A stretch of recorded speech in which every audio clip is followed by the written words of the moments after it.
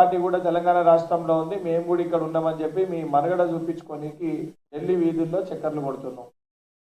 నువ్వు ఎంత ప్రయత్నించినా, నువ్వు ఎంత గింజుకున్నా బీఆర్ఎస్ పార్టీ అనేది తెలంగాణ రాష్ట్రంలో ముగిసిన అధ్యాయము. BRS party is a closed chapter in Telangana. అది స్వయంగా మీరే అంగీకరించి మళ్ళీ మేము నేషనల్ పార్టీ కాదు, మేము ప్రాంతీయ పార్టీ అని చెప్పి మీ అయ్యా కొడుకులకే క్లారిటీ లేదు, మీకే స్పష్టత లేదు. మీ కుటుంబంలో 101 పంచాయతీలు ఉన్నాయి, వాటిని చదువుకునే సోయి లేదు. కానీ రేవంత్ రెడ్డి గారి గురితోటి పోటీపడి నేను కూడా ఉన్నా, బీఆర్ఎస్ పార్టీ కూడా ఉంది, రేపొద్దున బీజేపీ పార్టీతో ఏ రకంగా పొత్తు పెట్టుకోవాలి, మా బావని మీరు చేర్చుకోకుర్రి, మా పార్టీనే మీ దాంట్లో మేము విలీనం చేస్తాము, లేదా మీతో మేము పొత్తుకు సిద్ధంగా ఉన్నాము అని చెప్పని పదే పదే. నాకు అర్థమైందంటే అమిత్ షాలో నరేంద్ర మోడీలో అపాయింట్మెంట్ అడిగినట్టును, అపాయింట్మెంట్ ఇవ్వకపోతే ఈ ఢిల్లీ కేంద్ర మంత్రుల దగ్గర చక్కర్లు కొట్టి ఈ సాకుగా ఇవి చేస్తున్నా అవి చేస్తున్నా అని చెప్పి చూపించి అపాయింట్మెంట్ కోరి ఏ రకంగా బీజేపీ బీఆర్ఎస్ ములాఖత్ని బలపరచాలనే ఒక కంకణం కట్టుకొని కల్వకుంట్ల తారక రామారావు ఢిల్లీ వెళ్తున్నట్టు చాలా స్పష్టంగా అర్థమవుతుంది. ఉదయం పూట కనబడే మీటింగ్లో ఏదో నామమాత్రానికి కేంద్ర మంత్రుల్ని కలుస్తున్నట్టు చూపిస్తున్నావు, రాత్రుల పూట నువ్వు ఎవరితోటి మీటింగ్ చేస్తున్నావు, ఏమేమి మంత్రాలు జరుపుతున్నావు, అవన్నీ కూడా మాకు స్పష్టత ఉంది వాటిపైన. 100% రేపు పొద్దున రాబోయే ఎన్నికల్లో Bharatiya Janata party BRS party ఇద్దరూ కలిసి పోటీ చేయడానికి ఢిల్లీ వేదికగా కల్వకుంట్ల తారక రామారావు రాయబారము కేసీఆర్ దగ్గర మాటలు విని కేసీఆర్ దగ్గర ఏం మాట్లాడాలో తెలుసుకొని ఢిల్లీకి వెళ్ళి రాయబారం చేస్తున్నట్టు చాలా స్పష్టంగా అర్థమవుతుంది. నేను ఒక విషయం పైన మాట్లాడుతూ, హైడ్రా సబ్జెక్ట్ పైన కేటీఆర్ మాట్లాడుతూ ఏదో హైడ్రా పైన రంగనాథ్ గారిని తొలగించమని చెప్పి న్యాయస్థానం చెప్పంగానే కోతి చేతికి కొబ్బరి చిప్ప దొరికినట్టు, అదేదో హైడ్రాని తొలగించమని అంటే ఏదో ఘనకార్యము, ఆ రంగనాథ్ గారిని తొలగించమంటే ఏదో ఘనకార్యం చేసినాము, దాని వలన ఏదో తెలంగాణ రాష్ట్రానికి ఒక గోల్డ్ మెడల్ తీసుకొచ్చినట్టు కేటీఆర్ మాట్లాడుతుంది. కోర్టు ఏం చెప్పింది? హైడ్రా సంస్థ పైన కోర్టు విమర్శించలే, హైడ్రా పనితీరు పైన కోర్టు విమర్శించలే. రంగనాథ్ గారు ఏదైతే కోర్టుకు అటెండ్ అవుతలేరు కాబట్టి కోర్టు ధిక్కరణ కేసులు వారిపైన ఉన్నాయి కాబట్టి వారిని తొలగించమని సూచించింది. ఎక్కడ కూడా హైడ్రా పనితీరు పైన న్యాయస్థానము విమర్శించలేదు, ఎక్కడ కూడా హైడ్రా గురించి న్యాయస్థానము విమర్శించలేదు. దాన్ని బీఆర్ఎస్ పార్టీకి సంబంధించిన సోషల్ మీడియా హ్యాండిల్స్లో హైడ్రాని అదేదో నిన్న హైడ్రాని ఒక కుక్క అనేదో సంబోధించి మాట్లాడిండు. అవును, హైడ్రా 100% చెప్తుంది. ఈరోజు రాక్షసుల లెక్క, రాబందుల లెక్క ఎవరైతే ప్రజల సొమ్ముని దోచుకుండ్రో ఆ దోచుకున్న సొమ్ముని తిరిగి తీసుకురావడంలో, మళ్ళీ ప్రజలకు అందుబాటులోకి తేవడంలో హైడ్రా కసితోటి తప్పనిసరిగా ఒక బాధ్యతతోటి హైడ్రా పనిచేస్తుంది.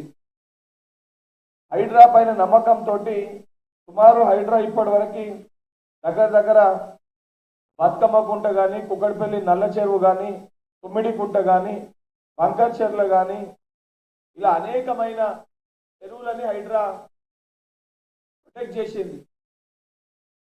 ప్రజలకు కూడా హైడ్రా పైన విపారమైన ఒకే రోజు 30,000 కోట్ల విలువైన 800 ఎకరాల భూమిని కాపాడిన హైడ్రా పనిచేసి ఈ భూమిలో నేను రేవంత్ రెడ్డి గారి పేరు రిజిస్టర్ అవుతున్నాయా? ఇవన్నీ రేవంత్ రెడ్డి గారికి ఏమన్నా వారి పేరుపైన ఏమైనా రిజిస్ట్రేషన్ అవుతున్నాయి? భూములన్నీ తెలంగాణ రాష్ట్ర ప్రజల సంపద ఇది.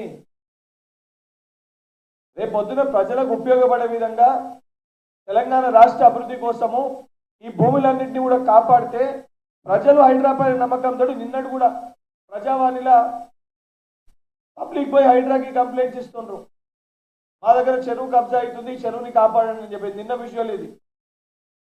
అరే, ఏదైతే చెరువులని కాపాడి వరదలు రాకుండా చూద్దామని చెప్పి ప్రభుత్వ భూముల్ని కాపాడదామని ప్రయత్నం చేస్తుంటే ఈరోజు 1,000 కోట్ల ఆస్తిని ప్రభుత్వానికి, సుమారు ఇప్పటికే 3,000 పైచిలకు ఎకరాల ఆస్తిని ప్రభుత్వానికి తిరిగి తీసుకొచ్చే ప్రయత్నం హైడ్రా చేస్తుంటే భూబకాసురుల లెక్క మీ పార్టీ నాయకులు ఎవరైతే చెరువులని ఆక్రమించుకొని అడ్డగోలుగా ఈ చెరువులలో పర్మిషన్లు ఇచ్చేసి మీరు అడ్డగోలుగా ఎక్కడికక్కడ ఇవన్నిటిని నిర్మాణాలని స్థాపించేసి అందులో కేవలము ఆ పర్మిషన్లలో నీకు కూడా ఎస్ఎఫ్టీ భాగస్వామ్యం ఉంది కాబట్టి హైదరాబాద్ జోలికి వెళ్తుందని ఒక భయంతో ఈరోజు హైడ్రా పైన విచ్చుకుపడే ప్రయత్నం చేస్తున్నావు. హైడ్రా చేసిన తప్పేంది? ఈరోజు నిజంగా నీకు అనుమానాలు ఉంటే రేవంత్ రెడ్డి గారి మా ముఖ్యమంత్రి గారు అన్నదమ్ముల భూములు బఫర్ జోన్లో ఉంటే వెళ్ళి కంప్లైంట్ ఇయ్యి హైడ్రాకి, నువ్వు ఆధారాలతో వెళ్ళి కంప్లైంట్ ఇయ్యు, లేదా న్యాయస్థానాన్ని ఆశ్రయించి దాని మీద కోర్టు కేసు ఫైల్ చేయు. ప్రతిదానికి కోర్టు అని మాట్లాడుతుంది, మా న్యాయస్థానానికి వెళ్ళి ఫైల్ చేయు. అరే అది చేసే సోయి లేదు, కంప్లైంట్ ఇచ్చే సోయి లేదు. మీడియా ముందుకు వచ్చి నోటికి ఏది పడుతుంది పచ్చి అబద్ధాలు ఆధారాలు లేకుండా కల్వకుంట్ల కుటుంబం కేవలము అబద్ధాన్ని కూడా ఎంత మంచిగా చక్కగా నిజం లెక్క చెప్పే ఒక నైపుణ్యం మటుకు మీ అయ్య మీ అందరికైతే నేర్పించేడు. నిజంగా మీకు ముఖ్యమంత్రి రేవంత్ రెడ్డి గారు అన్నదమ్ములు ఎవరు రాజకీయాల్లో లేరు, వాళ్ళ కుటుంబ సభ్యులు కూడా ఎవరు రాజకీయాల్లో లేరు, రాజకీయాల్లో రారు అని కూడా ముఖ్యమంత్రి గారు స్పష్టత ఇచ్చారు.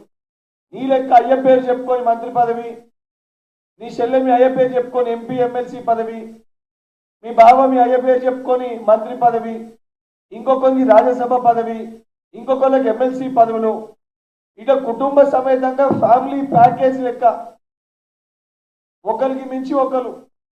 క్యాబినెట్లో ముగ్గురు ఉంటే పార్లమెంట్లో ఇద్దరము, ఎమ్మెల్సీలో ఇద్దరము, అంటే పోటీ పడుకుంటూ ప్రతి సభలో కూడా అది లోక్సభ కానీ రాజ్యసభ కానీ శాసనసభ కానీ శాసన మండలి కానీ ప్రతి సభలో మా కుటుంబంలోకి ఇద్దరు ఉండాలి, మా కుటుంబ సభ్యులు అంతటా కూడా ప్రాతినిధ్యం ఉండాలని ఒక చిత్తశుద్ధి తప్ప ఏ రోజన్నా తెలంగాణ ప్రజల పట్ల నీకు చిత్తశుద్ధి ఉండేనా?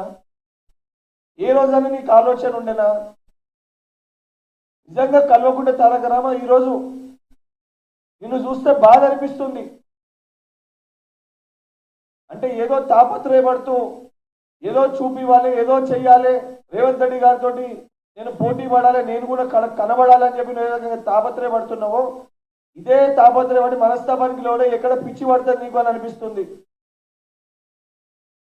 రేపొద్దున ఇది పిచ్చి లేక మారి నేను ఎర్రగడ్డ ఆసుపత్రిలో అడ్మిట్ చేసే పరిస్థితి ఏర్పడుతుంది. నిజంగా నీకు బాధ్యత ఉంటే ఎవరిపైన నువ్వు ఆరోపణలు చేస్తుంటే నీ దగ్గర ఎవిడెన్సెస్ ఉంటే న్యాయస్థానాన్ని ఆశ్రయించి కోర్టులో దానిపైన కేసులు ఫైల్ చేస్తే సంబంధించిన డిపార్ట్మెంట్స్ యాక్ట్ చేస్తాయి. అంతేగాని పొద్దున్న లేస్తే రేవంత్ రెడ్డి గారిని ఒక మాట మా బావ విమర్శిస్తే 2 మాటలు నేను విమర్శించాలి, ఇది తప్ప. మరి మా అయ్య ప్రతిపక్ష నాయకుడు, మా అయ్య 2.5 సంవత్సరాలు అవుతుంది ఫార్మ్ హౌస్కి వెళ్ళి బయటికి వస్తలేడు, ఫార్మ్ హౌస్లోనే ఉంటుండు. పబ్లిక్ ఇష్యూస్ పైన మాట్లాడాల్సిన బాధ్యత మా అయ్య పైన ఉంది. మా అయ్యని ఒప్పించో మెప్పించో అసెంబ్లీకి తీసుకొని వెళ్ళాలి, అసెంబ్లీలో డిస్కషన్స్లో పాల్గొనాలి. నిజంగా ఎక్కడైనా